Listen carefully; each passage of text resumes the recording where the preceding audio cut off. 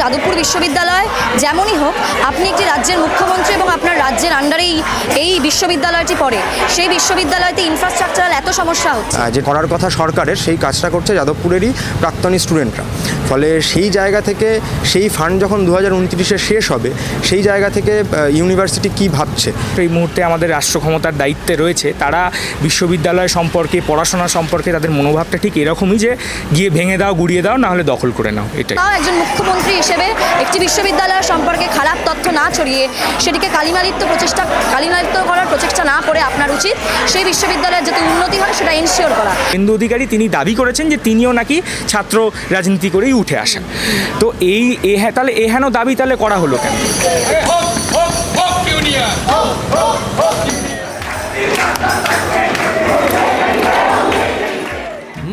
কনফিডেন্সটা বেশ লো দেখছি। রিসেন্টলি টেস্ট করিয়েছো? হ্যাঁ ডাক্তারবাবু, প্রি টেস্টের পরের দিনই করিয়েছি। ও, তুমি মাধ্যমিক দেবে? তাহলে মক টেস্ট করো। এই নাও মৌলিক লাইব্রেরি সম্রাট এক্সক্লুসিভ মক টেস্ট পেপার। এতে পাবে প্রতিটি বিষয়ে অধ্যায়ভিত্তিক গুরুত্বপূর্ণ নমুনা প্রশ্নপত্র, ইংরেজি, গণিত, আনসিল লেখার বিস্তারিত টিপস আর প্রতিটি সাবজেক্টের এক্সপার্ট ওপিনিয়ন, যা তোমার কনফিডেন্সকে ফিরিয়ে আনবে মাধ্যমিকের আগে। সম্রাট এক্সক্লুসিভ মাধ্যমিক মক টেস্ট পেপার, এক্সামের কনফিডেন্স বুস্টার। 37 ঘন্টা পর যাদবপুরের ঘটনায় এফআইআর দায়ের কর্তৃপক্ষের, পাশাপাশি এখনো পর্যন্ত কোনো রকম অভিযুক্তকে গ্রেফতারের ঘটনা ঘটেনি। তদন্ত আদতেই কি হচ্ছে সেই প্রশ্ন তুলছেন যাদবপুরের ছাত্ররা, এবং তার সঙ্গে সঙ্গে আমরা দেখতে পাচ্ছি পাল্টা এবিভিপি কিন্তু দাবি করেছে যাদবপুরের ঘটনা সম্পূর্ণভাবে সাজানো নাটক। এদিকে অপরদিকে এসএফআই সহ বাম ছাত্র সংগঠন তারা দাবি করছে যে এই ঘটনায় প্রত্যেকটা সিসিটিভি ফুটেজ যেগুলোকে পাওয়া গেছে, যেগুলো থানায় জমা পড়েছে, সেই সিসিটিভি ফুটেজগুলোতে এবিভিপির নেতৃত্ব এবং কর্মীদেরকে দেখা গিয়েছে। তারপরেও যাদবপুর বিশ্ববিদ্যালয় কর্তৃপক্ষ কেন কোনো রকম ব্যবস্থা গ্রহণ করছেন না? দফায় দফায় আন্দোলন চলছে ক্যাম্পাস জুড়ে, কিন্তু এই আন্দোলন, এই সমস্যার সমাধানের উপায় কোনটা? শুধুমাত্র কি ছাত্র সংসদ নির্বাচন? এক দশক ছাত্র সংসদ নির্বাচন দেখেনি এই বাংলা। 2020 সালে শেষ ছাত্র সংসদ নির্বাচন হয়েছিল যাদবপুর বিশ্ববিদ্যালয়ে, তারপর থেকে এখনো পর্যন্ত কোনো নির্বাচন হয়নি। ছাত্র সংসদ নির্বাচন যদি তড়িঘড়ি করা হয় তাহলে কি এই সব সমস্যা মিটবে? কথা বলবো আজ যাদবপুরের ছাত্রছাত্রীদের সঙ্গে, শুনবো কি বলছেন তারা। আমরা দেখলাম 37 ঘন্টা পর এফআইআর দায়ের করা হলো, এখনো পর্যন্ত কোনো রকম গ্রেফতারির ঘটনা ঘটেনি। কি মনে হচ্ছে, কর্তৃপক্ষের কি কোথাও গাফিলতি? একেবারেই কর্তৃপক্ষের গাফিলতি আছে। ঘটনার পরের দিন কার্যত উপাচার্যকে গোটা ক্যাম্পাসে খুঁজে পাওয়া যায় না, আমাদেরকে খুঁজতে হয় উপাচার্যকে, এবং তার পরের দিন উনি আসেন ক্যাম্পাসে, এবং সেই দিন আমরা আপাততভাবে যে এফআইআর সেটি লঞ্চ করিয়েছি, কিন্তু সেই এফআইআরে সিসিটিভি ফুটেজ থেকে শনাক্ত করা যাচ্ছে যে কারা কারা এই গোটা ঘটনায় যুক্ত ছিল। তাদের নাম এই এফআইআরে লঞ্চ করা, এই এফআইআরে মেনশন করা হয়নি। আমাদের বক্তব্য থাকবে এফআইআরের জন্য এদের সবার নাম মেনশন করা হয়, যাতে সিসিটিভি ফুটেজ থেকে শনাক্ত করা যাচ্ছে। এবং তদন্ত কমিটি নিয়ে আমাদের বক্তব্য থাকবে, যেই তদন্ত কমিটি আদৌ কতখানি নিরপেক্ষ হবে সেই নিয়ে আমরা যথেষ্ট সন্দিহান। সেই জায়গা থেকে এই তদন্ত কমিটিতে স্টুডেন্ট রিপ্রেজেন্টেটিভদের অবজারভার হিসেবে যাতে রাখা হয় সেই বক্তব্য আমরা রাখব। মুখ্যমন্ত্রী একাধিক কথা বলেছে যাদবপুর বিশ্ববিদ্যালয় নিয়ে, ছাত্ররা দাবি করেছে প্রত্যেকটা দাবি বা প্রত্যেকটা বক্তব্য তার মিথ্যাচার। কি বলবেন? দেখুন, আমার তো মনে হয় যে শুভেন্দু অধিকারী এই মুহূর্তে প্রচুর বক্তব্য রেখেছেন। যাদবপুর বিশ্ববিদ্যালয় জাতীয় পতাকা উত্তোলন করা হয় না, এই নিয়ে উনি বক্তব্য রেখেছেন। এছাড়াও যাদবপুর বিশ্ববিদ্যালয় নকশাল, মাওবাদী, এদের আতুরঘর। আমাদের বক্তব্য যে যাদবপুর বিশ্ববিদ্যালয় যেমনই হোক, আপনি একটি রাজ্যের মুখ্যমন্ত্রী এবং আপনার রাজ্যের আন্ডারেই এই বিশ্ববিদ্যালয়টি পড়ে, সেই বিশ্ববিদ্যালয়তে ইনফ্রাস্ট্রাকচারাল এত সমস্যা হচ্ছে।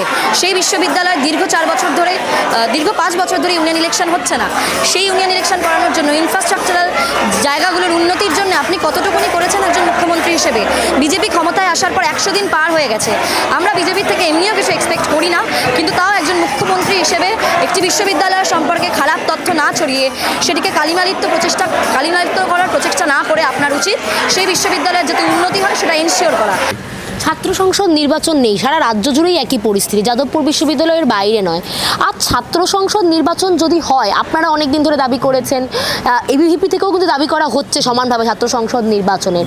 কি বলবেন, কোন জায়গা থেকে সুবিধাটা হয় যদি ছাত্র সংসদ নির্বাচনটা শুরু হয়?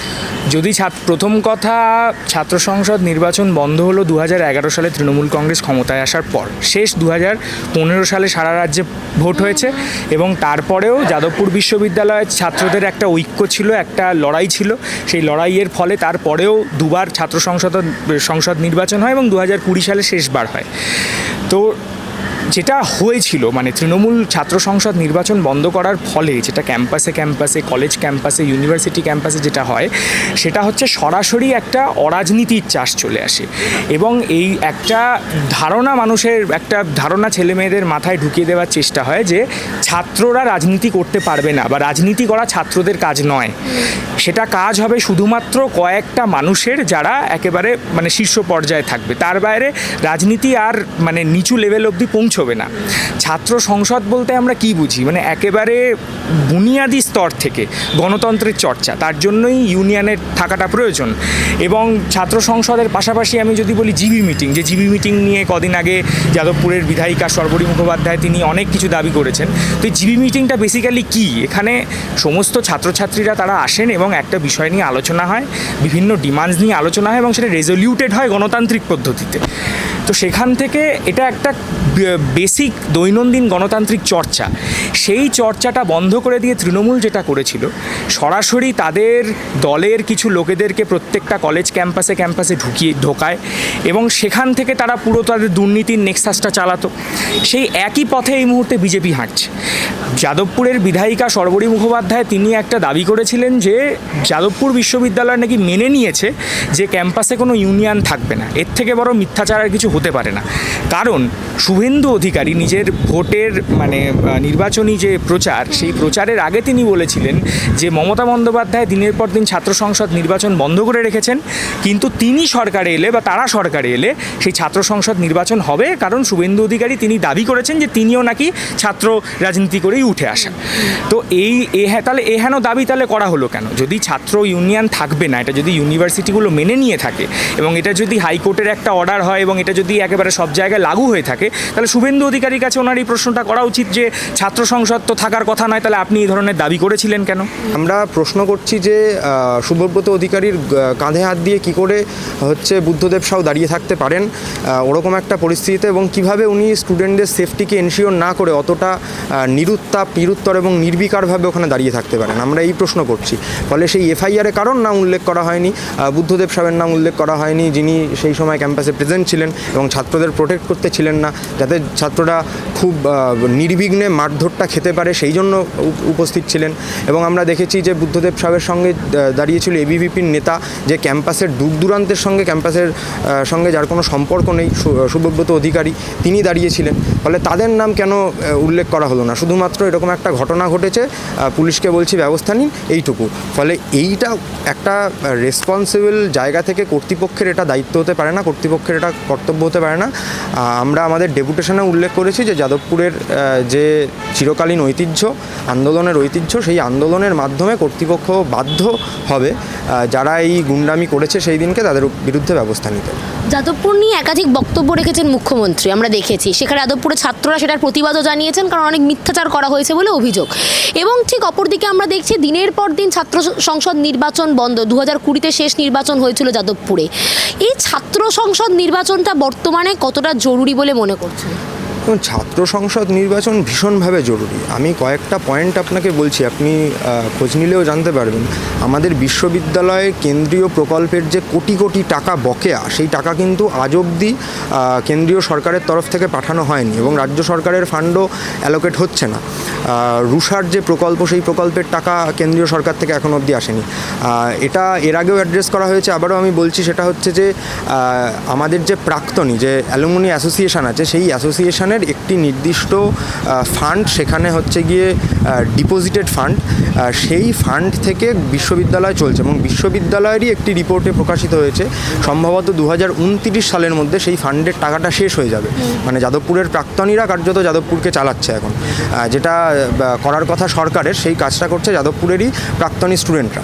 ফলে সেই জায়গা থেকে সেই ফান্ড যখন 2029-এ শেষ হবে, সেই জায়গা থেকে ইউনিভার্সিটি কি ভাবছে, সেই জায়গা থেকে ইউনিয়ন ইলেকশন ইলেকশন দরকার। আপনারা জানেন যে এই ঝিলটা হচ্ছে কি একটি সংস্থাকে লিজ দেওয়া হয়েছে।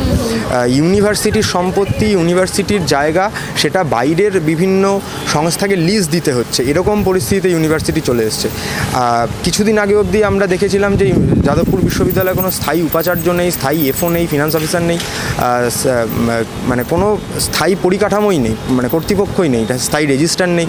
তো সেই জায়গা থেকে একটা সাংঘাতিক একটা অচলাবস্থার মধ্যে ইউনিভার্সিটি রয়েছে। সেই জায়গা থেকে ছাত্রছাত্রীদের জন্য ইউনিয়ন ইলেকশন এবং এই যে ঘটনা ঘটলো, এই ঘটনার জায়গা থেকেও আপনি যদি দেখেন, যদি একটা ইলেক্টেড ইউনিয়ন বডি থাকতো, তারা সরাসরিভাবে ছাত্রদের পক্ষ থেকে একটা ঐক্যবদ্ধ বার্তা কর্তৃপক্ষের কাছে দিতে পারতো।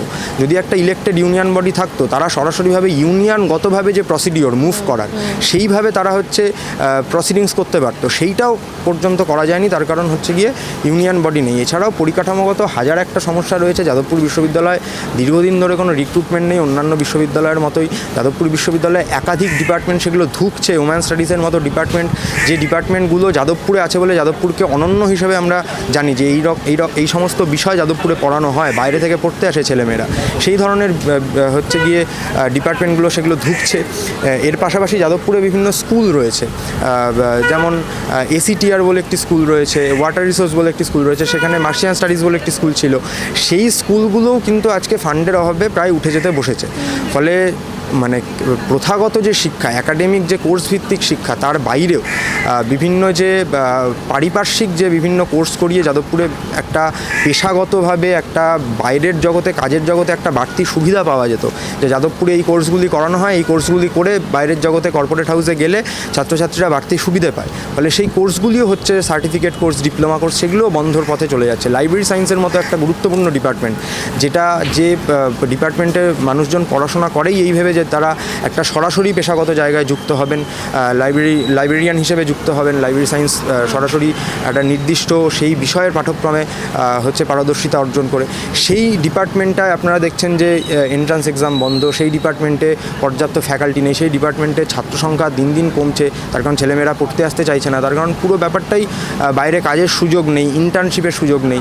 সেই জায়গাগুলো ইন্টার্নশিপ সেল, প্লেসমেন্ট সেল, সেগুলো পুরোপুরি মানে একদম ডিফাঙ্ক্ট অবস্থায় আছে, পুরোপুরি ধ্বস্ত অবস্থায় আছে। ফলে সেই জায়গা থেকে ছাত্রদের এই কথাগুলো বলার জন্য, এই কথাগুলো তো শুভেন্দু অধিকারী এসে বলবেন না, এই কথাগুলো দিলীপ ঘোষও এসে বলবেন না, ওই এবিভিপির যে সমস্ত ষাটোর্ধ্ব ছাত্র নেতারা আছে তারাও এসে বলবেন না, এই কথাগুলো ছাত্রদেরই বলতে হবে। ফলে ছাত্রদের বলার জন্য ছাত্রদের একটি প্ল্যাটফর্ম ইউনিয়ন ইলেকশনের মাধ্যমে নির্বাচিত ছাত্র সংসদ, সেটা অত্যন্ত জরুরি বলেই আমরা মনে করছি।